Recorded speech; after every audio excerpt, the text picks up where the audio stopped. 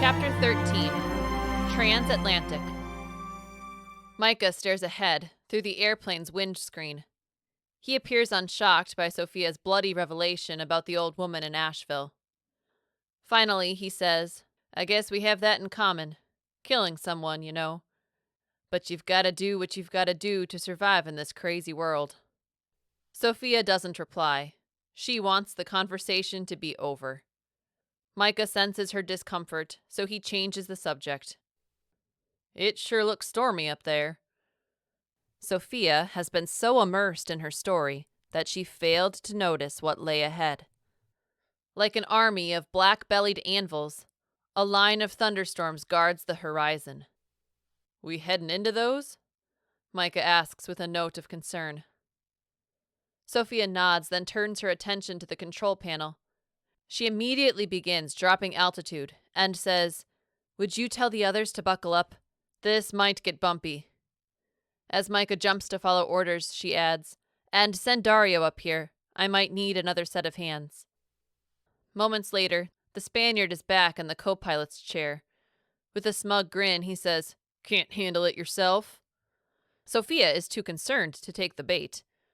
"We're only a couple 100 miles from New York City, but we're going to switch to Newark. It's across the bay in New Jersey. Anyway, it's a lot more open. We'll have better visibility as we land, and we won't have to worry about smashing into any skyscrapers." "So, what do you need me to do?" Dario asks impatiently. "I need another pair of eyes," Sophia answers. "If the runway looks like it's crumbling or breaking apart, or if it's blocked with other planes, I need you to tell me so we can take a different approach. I could also use your help with a few other things, too. The plane's GPS should know exactly where the runway is, and the nav system should do most of the work landing it. But I'm going to be busy stabilizing us and staying ready for a manual takeover, especially if we're in the middle of one of those storms. So I might need you to work some of the controls. Got it?" For once, Dario doesn't offer a sniping remark. He even appears impressed by Sophia's command of the situation as he says, "Got it, boss." The moment the words escape his lips, a downdraft, churned by the impending storm, punches the jet, and it lurches violently. Shouts erupt from the plane's cabin, but Sophia and Dario ignore them. The rookie pilot prays that the plane remains in one piece. Nobody has serviced this airborne hunk of steel and fiberglass for almost 4 years. Sophia knows all it takes is one wobbly rivet, one weakened flap, and their flight would end up a glowing lump of molten metal in a field. They descend within 3,000 feet of the ground, and rain splatters the windscreen. They are passing beneath the swollen stomach of an especially gluttonous thundercloud. But apart from a few shudders of turbulence, the trip remains uneventful. Sophia takes the plane for a low-level lap above the Newark runways. She tilts the metal bird to allow Dario a good look at the ground. "Is it clear? The runway?" she asks. "There are a few abandoned planes, but it's mostly clear," Dario answers. His voice is devoid of its usual snark. Then he asks, "Can you land in this much rain?" Sophia shrugs and answers, "I've only done it on the simulator, but yeah, I should be able to, in theory. Besides, I don't have much choice. There isn't enough fuel left to fly around looking for a dry runway." She thinks for a moment, then adds, "I'm gonna bring us back around. You make sure we're coming in on a clear runway." "I'll do my best," says Dario, "but it might be difficult with the rain." Sophia wonders if anyone her age has ever tried landing a jet before now. The idea makes her strangely proud, and with the pride comes a shot of confidence. She directs the jet in a wide arc until they are approaching one long runway head-on. To the east, she sees the Statue of Liberty, standing tall in her cloak of mist. Fog shrouds the rest of New York City. Only the faintest shadows of Manhattan's mighty skyscrapers look down on the Hudson River and the Upper Bay. "Is it clear?" she asks Dario. The confidence drains from her suddenly, replaced by wild nerves. "The runway is partially blocked on the left side," Dario answers, "but we should have plenty of room to avoid it, I think." Sophia spots the commercial jetliner. Once upon a time, it had been turning onto the runway before it died and stalled forever. I see it, she confirms. I'll steer clear. To the folks sitting in the cabin, Dario yells, "Grab onto something! We're about to land!" The wheels touch down with a screech. Sophia curses loudly as the jet heaves upward again, like someone stepping barefooted on hot pavement. Moments later, the tires hit the tarmac a second time and remain there. The rest of the jet, however, convulses violently back and forth, as if they have landed in the sea and are caught in great waves. Sophia realizes her mistake too late. She underestimated how soon after touchdown they would reach the commercial jet. At the last possible moment, she jerks the sticks wildly to one side. But instead of steering the aircraft away from the obstacle, she sends it into a full spin. From somewhere far behind them, or was it in front? They're spinning too fast to know. She hears the awful shriek of twisting, tearing metal as the two planes make contact. Sophia is certain she's killed them all. Then, as quickly as the chaos began, it's over. Everything is silent, except for the choked gurgle from Sophia's own throat as she vomits between her legs and onto the floor. "You all right?" asks Dario. He too looks a bit green in the gills. "Yeah," Sophia replies, before heaving up more of her breakfast. "Go check on everyone else. Get them off the plane." She knows they might still be in danger. If anything has caught fire, an explosion could follow at any moment. The rain will be cold, but at least it won't kill them. To her immense relief, no one is seriously injured. Micah has a small cut on his forehead from a shattered light bulb, and each of the twins sports a lump near her temple due to a colliding of their skulls. Other than those minor injuries, her passengers are fine. 2 minutes later, Sophia is outside, carrying her hiking backpack through the rain. She sees that a sizable chunk of the tail came off during their collision with the other plane. If the impact had come near the middle, or front, the casualties certainly would have been far worse. She can't stop shaking, and she knows it has little to do with the downpour.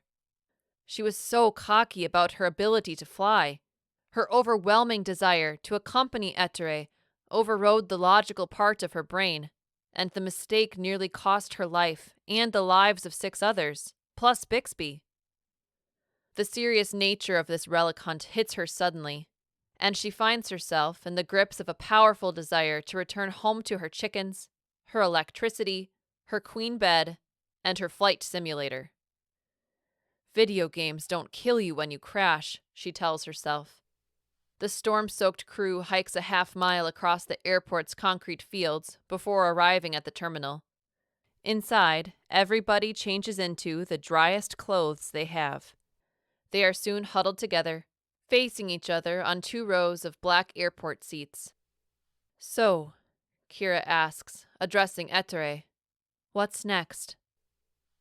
The short Italian ponders their options, then says, "Unless anyone wants to attempt a transatlantic plane trip, it would seem most reasonable that we travel by boat now." Dario scowls darkly at this idea, but doesn't speak a word in objection. "Trains, planes, boats," mutters Micah. "All kinds of firsts for me on this adventure. Cars and horses. That's all it ever was for me till now." Kyla clears her throat and says, "I don't know much about boats and sailing, but won't that be a little dangerous once we're up in the Arctic waters around Norway?" "I mean, this won't exactly be like taking a motorboat around the lake." "What other choice do we have?" Ettore replies. "She's right," Dario says softly. His arms are crossed, his expression dour. "The sea at those latitudes becomes increasingly treacherous, very unpredictable, but clearly," he glances meaningfully at Sophia, "taking an airplane is out of the question." Sophia shrinks in her seat. She's glad the cold rain has already turned her cheeks pink. She doesn't want the others to notice her blushing with shame. "Here's what I think," Dario goes on, leaning forward and lacing his fingers together. "If we're going to cross the ocean, it has to be by boat. So we find a boat. But instead of sailing all the way to the North Cape, we'll cut through the English Channel, between Great Britain and France. then head up and across to Norway. The North Sea isn't always the tamest, but we'll find more cover between England and Scandinavia than we would in the open waters of the Arctic Ocean. Once we arrive at the southern shore of Norway, we can find other means of transportation for the rest of the journey. Ettere casts Dario a hard, calculating look and says, "It appears Dario has thought this through. Let's find some food and get some rest. First thing tomorrow, we trade our plane for a ship." Like air let out of a tire, everything in Sophia's lungs rushes out with a hissing gasp as her back hits the sun-scorched deck. Her attacker, standing over her in victory, extends a hand to help her to her feet. "Okay, what did you do wrong that time?" Kyla asks once Sophia has regained her breath. "I overcommitted to the block on my right side and exposed myself too much on the left," Sophia answers. "Right?" "That was part of it," says Kyla. "You're also letting your eyes wander too much." Sophia nods her understanding. For the past 6 days, ever since the company set to sea from the Hudson River Yacht Club, she's been killing boredom by studying the art of kickboxing. Kyla and Kira, she's learned, used to co-own a studio in Charleston, and they've been taking turns training her. Although both have assured her that she's a quick student, Sophia feels more like a failure every time she crashes onto the deck. Kyla senses her frustration and says, "I think that's enough for now." After grabbing a bottled water from the beverage fridge, Sophia collapses onto a cushioned seat next to Gabriel. He's been playing a neck-and-neck match of Uno against Kira, who swiped the card game from one of the airport shops in Newark. Here on the yacht's covered deck, they can enjoy the refreshing sea breeze and escape the sun's harsh rays at the same time. Somewhere above them, Dario is piloting the ship toward England and, eventually, the southern coast of Norway. The other 2 men could be anywhere among the luxury yacht's 3 decks. The Seas All That has no shortage of rooms where they might be hiding. "Uno!" Gabriel exclaims, slapping his second-to-last card down on the table. Kira responds with an overdramatic, "Uh-oh," before using one of her own cards to change the playable color from blue to yellow. "Yes!" the 9-year-old cries triumphantly. "That's the one I needed!" He plays his final card. Exuberant in victory, he pumps both fists high into the air. Sophia smiles. It's nice to see Gabriel enjoying himself so much. Bixby, who has been seasick the entire voyage, raises his head from the boy's lap. Unable to see what all the excitement is about, he lowers it again and closes his miserable eyes. Kira chuckles softly and says, "You know, this is my daughter Tanya's favorite game. She's really good at it, too." "Yeah?" Gabriel replies. "What was Regina's favorite?"